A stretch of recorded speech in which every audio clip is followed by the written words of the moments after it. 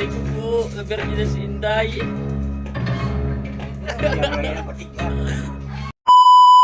So what's up mga kumonggi, ngayong araw nga ipapakasal natin ang anay. Dahil 5 buwan na nga siya ay naghahanap na nga siya ng barako na magkakasta sa kanya. Aba matindi, naglalanday ang baboy. Kaya nagtawag na nga ng barako na ikakasta sa kanya. Kaya ngayon nyo masasaksiyan ang pagtatalik ng 2 baboy.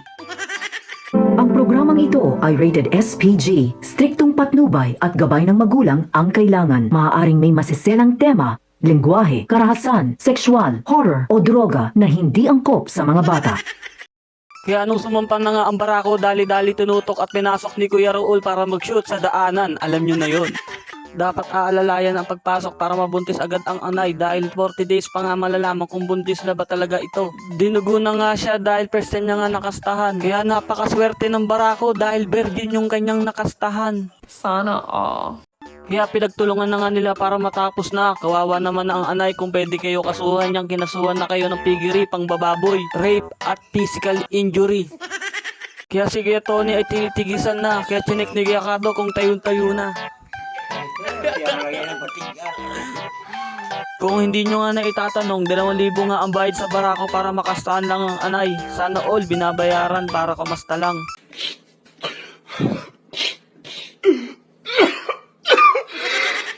At pagkatapos nga nun, may mga bagong dating ng mga idik.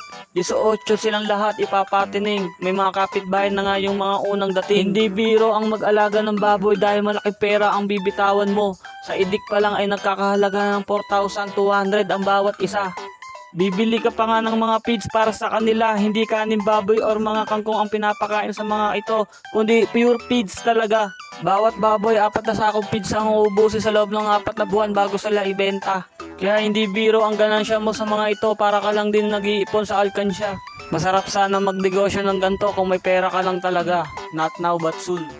At may bagong toy nga si Weng Weng at aming susubukan dahil magkakatay nga kami ng manok.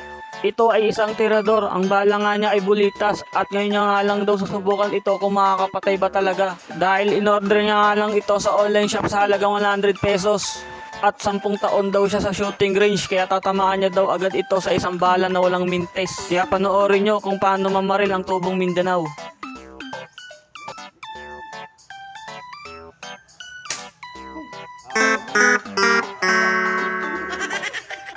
Wala, supot yung balatik mo. Unang tira nga mintis, matagal na daw kasi siyang kinakalawang kaya bigyan daw siya ng second chance. Ubus na yata bala mo, di pa natin nakakatayan ha.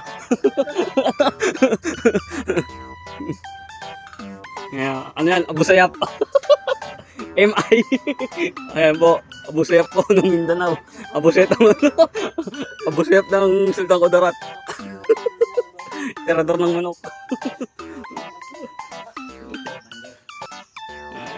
At kanya nga tinutukod at nilapitan pa nga niya ito. 4 na tira ang ginawa pero sablay pa din. Subok lang na subo, makukuha mo din yan.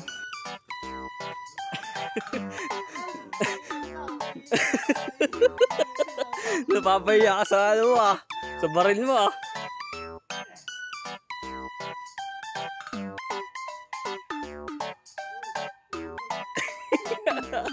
Ito na.